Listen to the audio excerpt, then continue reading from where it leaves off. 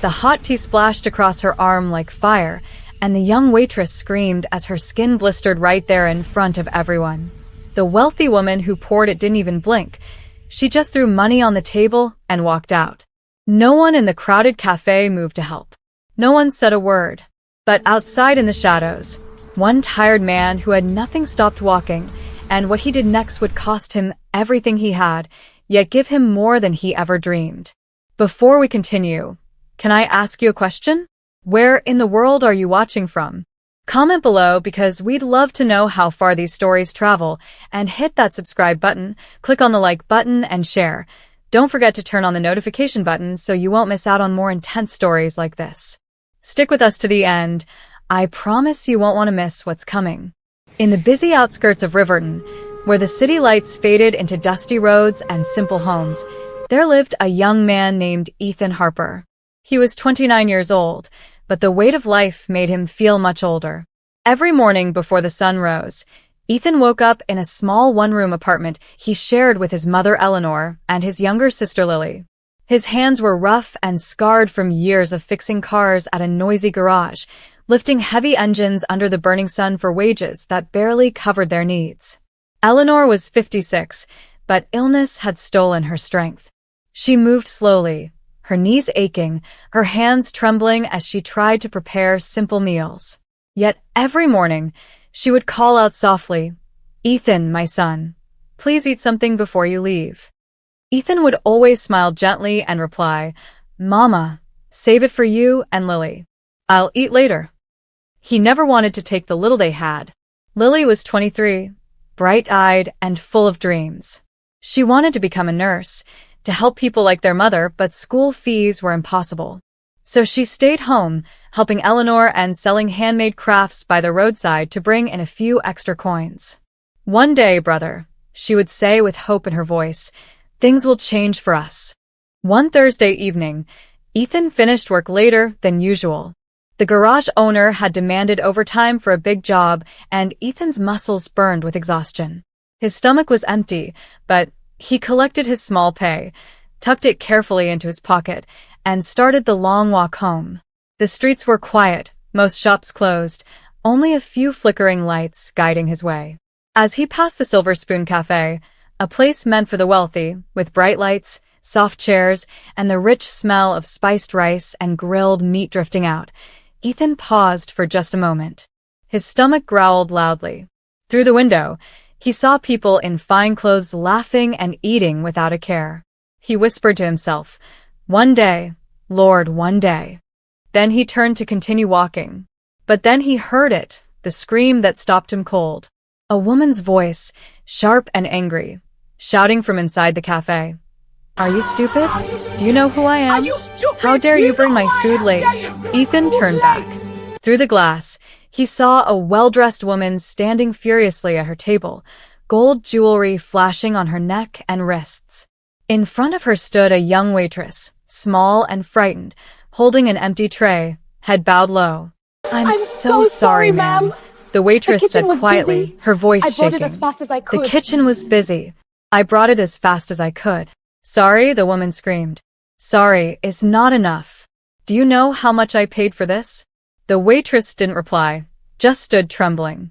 And then, before anyone could react, the angry woman grabbed a cup of hot tea from the table and poured it straight onto the waitress's arm. The scream that followed pierced the night. The waitress dropped the tray with a crash, clutching her arm as red blisters rose instantly. Tears poured down her face. "That will teach you to be slow," the woman said coldly. She grabbed her bag, tossed some money on the table, and stormed out without a backward glance. Everyone in the cafe stared in shock. Some whispered, some shook their heads, but no one moved to help. The manager rushed over, not to comfort the girl, but to scold her. "You made a customer angry," he snapped. "This is bad for business. You're fired. Pack your things and leave now." The waitress looked up, eyes swollen with tears. "Please, sir," she begged. "I need this job. My rent, please." "Leave," the manager repeated harshly. "Now." With shaking hands, the waitress wiped her tears, grabbed her small bag from behind the counter, and walked out slowly, like someone who had nowhere left to go. Ethan watched from outside, his heart heavy. He didn't know this woman, didn't know her name, but something deep inside him refused to let her walk away alone. She made it only a few steps before collapsing on the pavement, burying her face in her hands and crying quietly. Her shoulders shook with silent sobs, the pain in her arm throbbing terribly.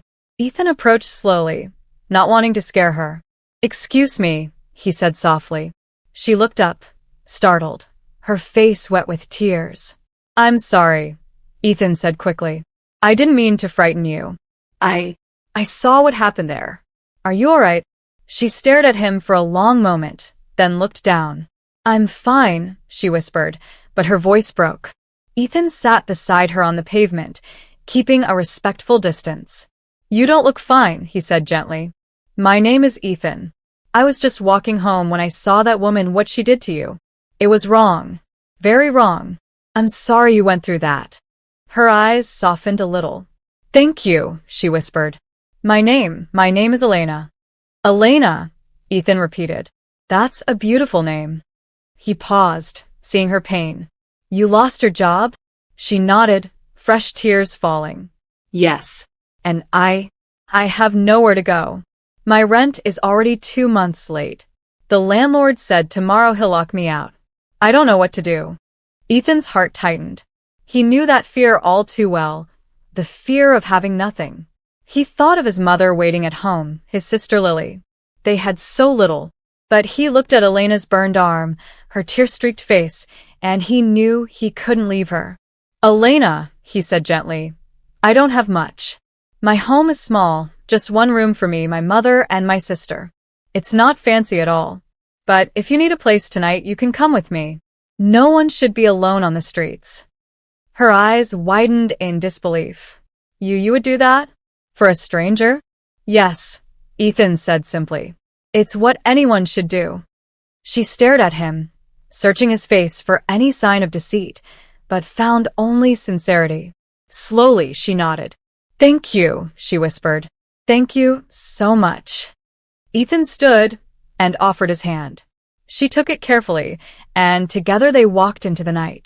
The journey to his home took nearly an hour, the road dark and rough. Elena's feet hurt, her arm burned, but she didn't complain once. Ethan walked beside her quietly, making sure she was okay. When they finally reached the small apartment, Ethan pushed open the wooden door. A single dim bulb lit the room. Eleanor was sitting on a low stool, waiting anxiously. "Ethan," she said with relief. "You're late. I was worried." Then her eyes fell on Elena. Who is this?" "Mama," Ethan said softly. "This is Elena. Something terrible happened to her tonight. She lost her job and has nowhere to stay. I brought her here. I hope that's okay." Eleanor studied Elena. The burn, the tears, the exhaustion. Her face softened immediately. "Come in, my child," she said warmly. "Come sit." At that moment, Lily appeared from behind a thin curtain. "Brother? Who is she?" "Her name is Elena," Ethan explained. "She needs our help, and we're going to give it." Lily looked at Elena, then smiled gently. "Welcome, Elena. I'm Lily." Elena's eyes filled with tears again, but this time they were different. Tears of overwhelming gratitude. "Thank you," she whispered. "Thank you all." Eleanor moved quickly despite her pain. "Lily, bring water. Ethan, get the extra mat. Elena, sit here, let me see that arm." Elena sat on a wooden bench. Eleanor examined the burn carefully, clicking her tongue. "This is bad, child. But I have something." She fetched a small jar of homemade balm, healing herbs mixed with oil, and applied it gently. Elena winced but didn't pull away. "Thank you, Ma," Elena said quietly. "You don't need to thank me," Eleanor replied. "We help each other. That's how we survive." Lily handed Elena a cup of water. "Drink. You look exhausted."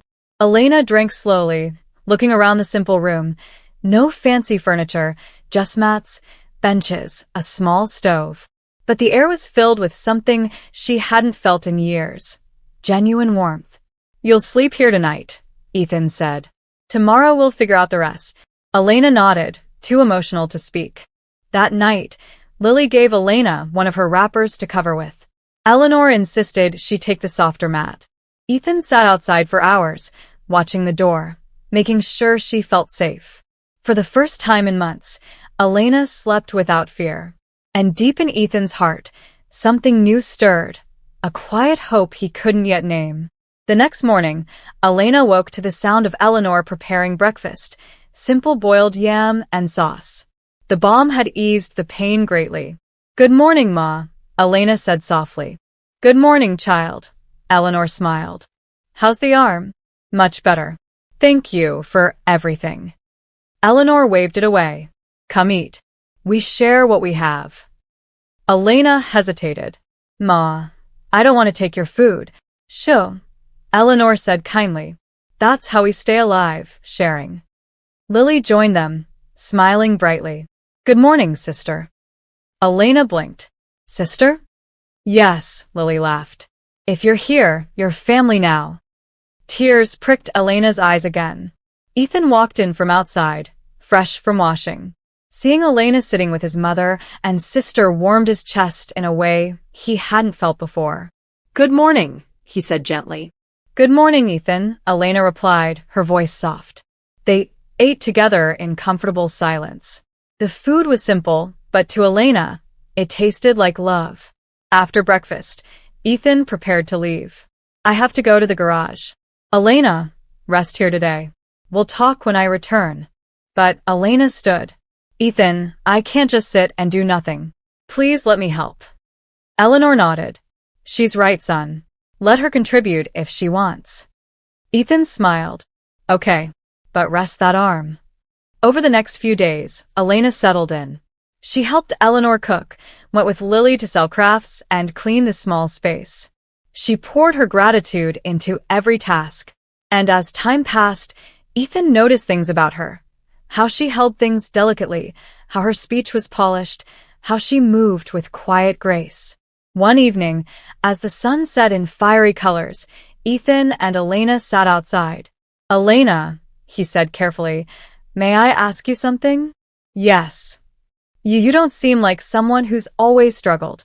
Your ways, your words, they're different." Elena's face tightened. She looked away. "Why do you say that?" "Your manners," Ethan said softly. "The way you speak. You carry yourself like someone from a different world." She was silent for a long time. Then she sighed. "You're right. I wasn't always a waitress."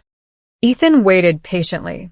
"I grew up in a big house," Elena began, voice cracking. "My father was wealthy, very wealthy. He owned businesses, properties. But when I was 15, my mother died. 2 years later, my father married again. My stepmother, Victoria, she was cruel. She wanted everything for herself." Tears fell now. "When my father died 3 years ago, she took control. She tried to kill me, Ethan. She poisoned my food. I survived. Barely. I knew if I stayed, she'd try again. So I ran. I changed my name, hid, worked as a waitress to survive. I thought if I stayed hidden, she'd forget me." Ethan reached for her hand. "Elena, I'm so sorry." "My real name," she whispered, "is Elena Brooks. My father was Marcus Brooks." Even Ethan, a simple mechanic, knew that name, one of the richest men the city had ever seen. "You're his daughter?" She nodded. "But now I have nothing. Victoria stole it all. So, I'm just Elena, just trying to live." Ethan squeezed her hand. "You're more than that. You're strong. You're brave. And you're safe here." In that moment, their eyes locked, and something deeper than words passed between them, a spark of love neither could deny. Over the following weeks, their bond grew.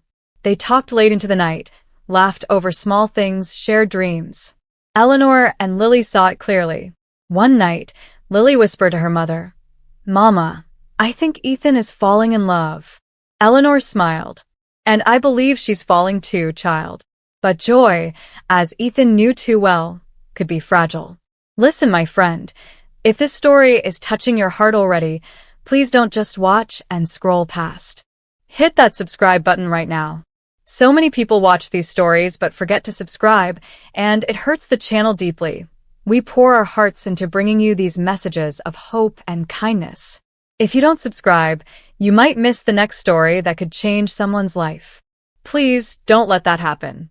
Subscribe, like, and share so these stories reach more hearts. One Friday afternoon, everything shattered. Elena was outside helping Lily sell crafts when 4 black SUVs sped into the street, stopping abruptly in front of their home. Dust flew everywhere. The vehicles were expensive, shiny, completely out of place. Lily grabbed Elena's arm. "Sister, who are they?" Elena's face went pale. Her hands shook violently.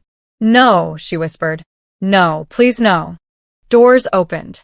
6 tall men in black suits stepped out, faces hard. One held a photo, looked at Elena, and nodded.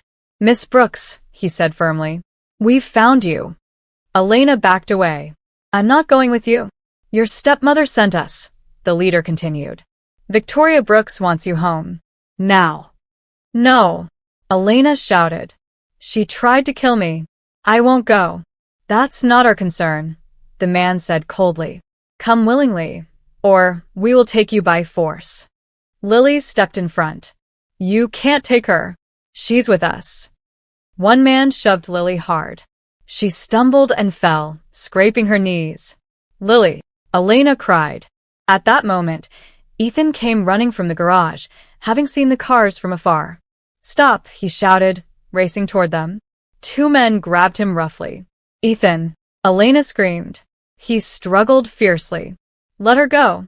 She doesn't want to go." A fist slammed into Ethan's stomach. He doubled over, gasping. "Ethan!"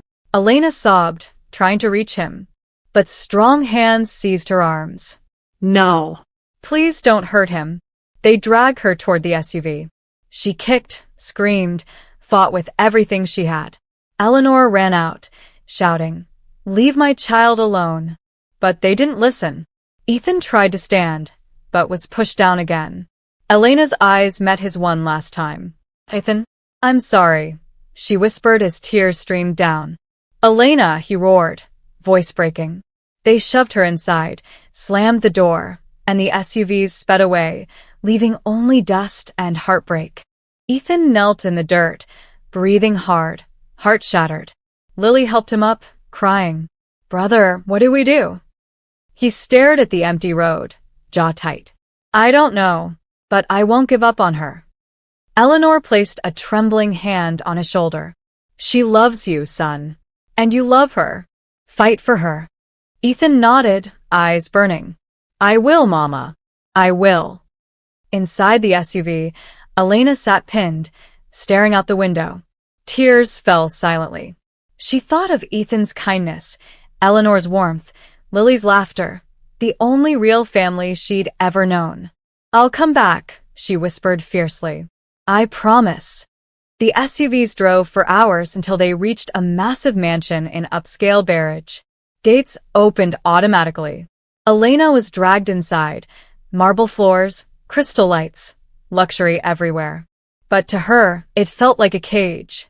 A woman appeared at the top of the grand staircase, 40s, elegant, cold. "Victoria." "Elena," she said with a fake smile. "Welcome home." "This is not my home," Elena spat. "And you are not my mother." Victoria descended slowly. Still stubborn. "Good. You'll learn obedience soon." "I will never obey you," Elena said, voice steady for the first time. Victoria's smile vanished. "Lock her in her old room. No food, no water until she breaks." Guards dragged Elena upstairs, threw her inside, and locked the door. She stood tall, refusing to cry. Walking to the window, she whispered, "Hold on, Ethan. I'm fighting." For 3 days, Elena refused every meal sent up. Her stomach ached with hunger, but she would not give Victoria satisfaction. On the 4th day, Victoria entered herself. "You think starving yourself changes anything?" she mocked. Elena sat calmly by the window. "I'm not accepting poison from you again." Victoria laughed coldly. "You think you're strong now because of those poor people?" "They taught me real strength," Elena said firmly. Something you'll never understand. Strength from love. Victoria stepped closer, anger rising. Those people used you. They wanted your money. No, Elena stood, facing her. They loved me when I had nothing. You only love money. Victoria raised her hand to strike, but Elena didn't flinch. Victoria lowered it, seething. I will break you. You can try, Elena said quietly, but you'll fail. Victoria stormed out, slamming the door. That night, Elena lay awake, missing the small apartment terribly. The dim bulb, Eleanor's humming, Lily's jokes, Ethan's quiet presence. Tears came then. I miss my family, she whispered. Back in Riverton, Ethan couldn't sleep either. He sat outside, staring at the road. Lily joined him. Brother, you haven't eaten. I'm not hungry. Starving won't bring her back, Lily said gently.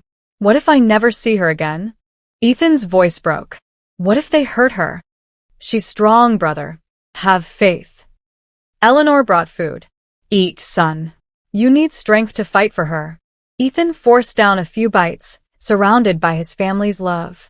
On the 5th day, Victoria tried a new tactic. She sent a lawyer with papers. Sign these, the nervous man said, and you get a monthly allowance, your own apartment, freedom. In exchange, you give up all claims to your father's estate. Elena stared at the documents.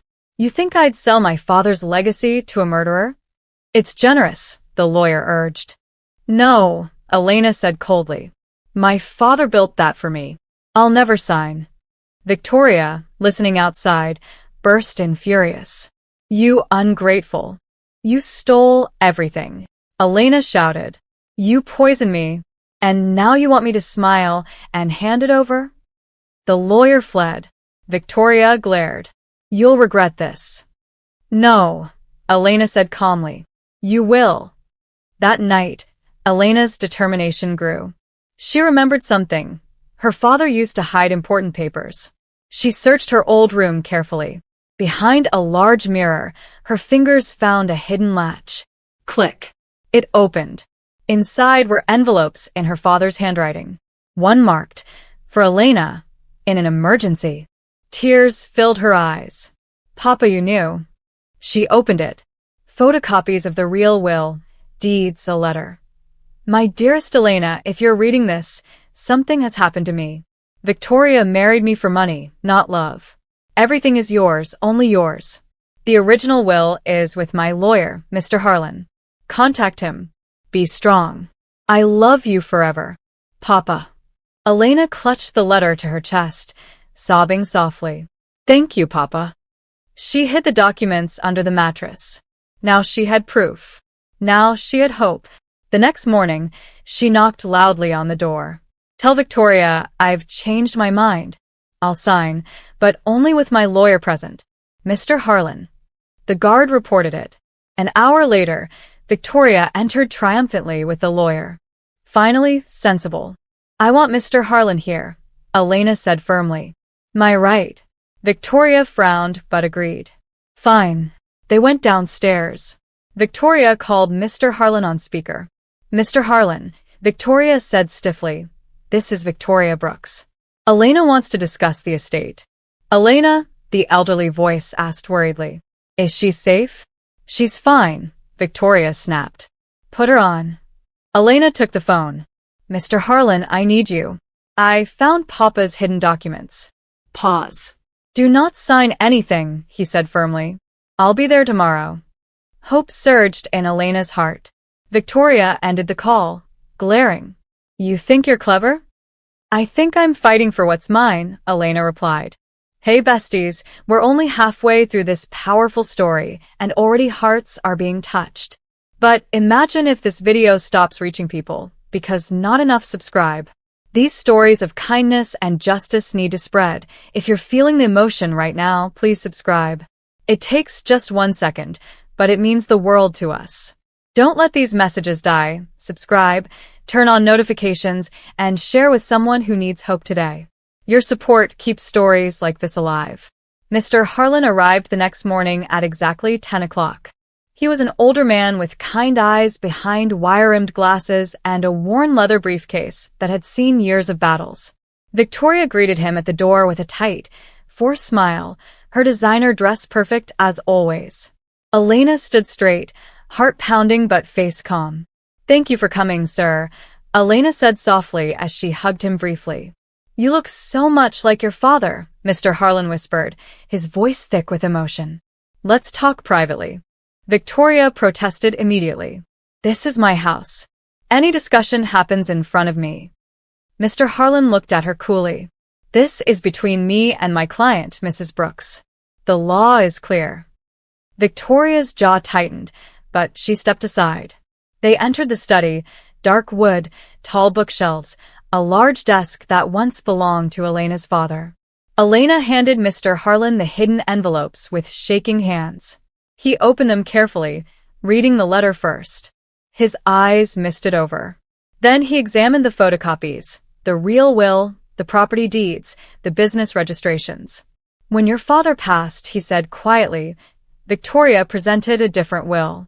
"I suspected forgery immediately, but she threatened my license, my family. I had no proof until now." "So she stole everything," Elena whispered, anger and relief mixing. "Yes," Mr. Harlan nodded. "But this, your father's handwriting, the real will, it will stand in court. We can take it all back." "How long?" Elena asked, voice urgent. "A few weeks, perhaps a month. But Elena, you must stay strong. She will fight dirty." "I will," Elena said firmly, thinking of Ethan's gentle eyes, Eleanor's warm hands, Lily's bright laugh. "I have people waiting for me. I have a real family now." Mr. Harlan smiled proudly. "Good girl. Let's begin." They stepped out of the study together. Victoria waited in the hallway, arms crossed, face tense. "Well," she demanded, "is she ready to sign and be reasonable?" Mr. Harlan looked at her coldly. "Mrs. Brooks, I am filing charges against you for fraud, forgery, and theft of estate. I suggest you contact a very good lawyer." Victoria's face was drained of color. "You can't. This is absurd." "We can and we will," Mr. Harlan said. "Elena, we're leaving." "No," Victoria screamed. She turned to the guards. "Stop them. Don't let them leave." The men moved forward, but Mr. Harlan raised his phone. "One more step, and I call the police. Unlawful imprisonment, assault. You'll all rot in jail."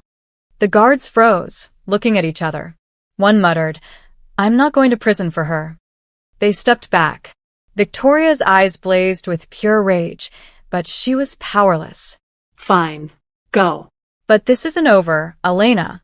I will destroy you." Elena met her gaze without fear. "No, Victoria. It's over. And when it ends, I'll be the one left standing." Mr. Harlan and Elena walked out of the mansion together. A car waited outside. As they drove away, Elena looked back once.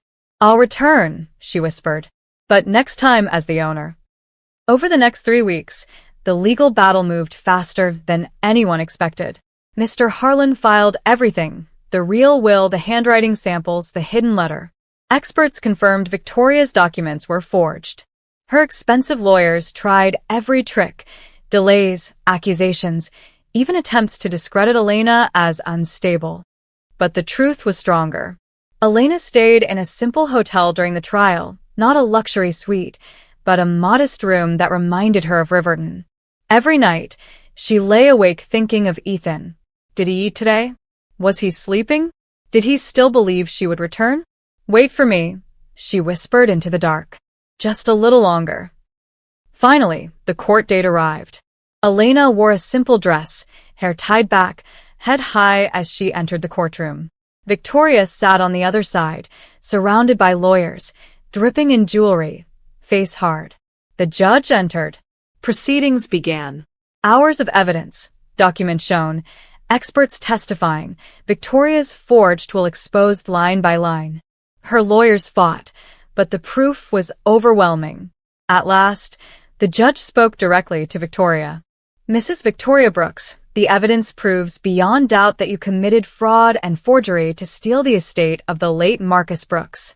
The original will clearly leave everything to his daughter, Elena Brooks. Victoria's face twisted. No. Silence. The judge said firmly. All properties, businesses, and assets are immediately returned to Miss Elena Brooks. You are ordered to pay damages for 3 years of illegal control, and you are charged with fraud, forgery, and attempted harm. Officers, take her into custody. Victoria stood screaming, "This is impossible. I am Victoria Brooks. You can't do this." 2 officers approached, handcuffs ready. She fought, but they secured her wrists. As they led her away, she turned back, eyes burning with hatred. "I'll get you for this, Elena. Mark my words." Elena watched calmly. "It's over, Victoria. You destroyed yourself the day you chose greed over love." After the courtroom cleared, Mr. Harlan hugged Elena tightly. "Your father would be so proud." "Thank you," Elena said, tears finally falling. "For everything." "Now," he smiled gently, "what will you do with your life?" Elena looked out the window toward Riverton. "I know exactly what I need to do." The very next day, Elena stood alone in the massive mansion. Servants lined up nervously, unsure of their future. Bankers and lawyers had handed over keys, accounts, everything. She walked slowly through the halls, marble echoing under her feet, past her father's old study. She stopped at his portrait. "I did it, Papa," she whispered, touching the frame. "I got it back. But none of it means anything without them." She picked up her phone. "Prepare the car," she told the driver. "We're going to Riverton." Early the following morning, 4 black SUVs pulled up once more in front of the small apartment. Ethan was outside fetching water when he saw them. His heart stopped. He dropped the bucket, water splashing everywhere. "No," he whispered, fear gripping him. "Not again." Lily ran out, face pale. "Brother, they're back." Eleanor appeared at the door, handing over her heart. But then the lead SUV door opened, and Elena stepped out. She wore simple clothes, hair loose, eyes already filled with tears. Ethan stood frozen for a second. Then he ran. He ran faster than he ever had, dropping to his knees in front of her and pulling her into his arms. "Elena," he choked. "You came back." "I promised," she cried, holding him tightly. "I promised I would." Lily and Eleanor rushed out, tears streaming. They wrapped around Elena in a group embrace, sobbing, laughing, thanking God all at once. "My child," Eleanor whispered, stroking Elena's hair. "You're home." "Yes, Mama," Elena said, voice breaking. "I'm finally home." Later that evening, Elena and Ethan sat on the old bench outside as the sun painted the sky gold and red, the same spot where they had shared secrets. "Elena," Ethan said quietly, "you have everything now, the mansion, the money, the power. You don't have to stay here in this small place." She turned to him, taking his rough hands in hers. "Ethan, listen to me. I've lived in mansions. I've worn the finest clothes, eaten the richest foods. But none of it ever made me feel alive. Not the way I felt here, with you, with Mama, with Lily. Here, I was loved for who I am, not what I own. That is worth more than all the wealth in the world." Ethan's eyes filled. "But I'm just a mechanic. I have nothing." "You have everything I need," Elena interrupted gently. "You have the kindest heart I've ever known. You saved me when I was nothing. You gave me family when I had none. You loved me when I was broken." She took a deep breath, heart racing. "Ethan Harper, will you marry me?" He stared, stunned. "What?" She laughed through tears. "I know the man usually asks, but I don't care about rules. I care about you. So I'm asking, will you marry me?" Ethan's face broke into the widest smile. He pulled her close, kissing her forehead, then her lips softly. "Yes," he whispered. 1,000 times yes. From the doorway, Lily squealed and clapped. Eleanor raised her hands to heaven. "Praise God. My son is getting married." In the weeks that followed, Elena made changes, but not the ones people expected. She didn't move the family to the mansion. Instead, she brought hope to Riverton. She built a proper clinic with real doctors and free medicine for everyone. She built a school, bright classrooms, trained teachers, scholarships so no child would ever miss education because of money. She paved the dusty roads, installed solar lights that glowed safely at night. She created jobs, workshops, farms, small businesses so families could stand tall. Ethan watched in awe as their community transformed. "Elena, you're changing lives," he said one day. She smiled, linking her arm with his. "We are changing lives together." Their wedding was simple and beautiful, held right in Riverton under a big tree decorated with flowers. Elena wore a flowing white dress, nothing extravagant. Ethan wore a clean shirt and trousers, looking more handsome than ever. The whole community came, food shared, music playing, children dancing. Eleanor cried joyful tears throughout. Lily sang a song that made everyone weep. Vows were spoken from the heart, promises of love, loyalty, and kindness forever.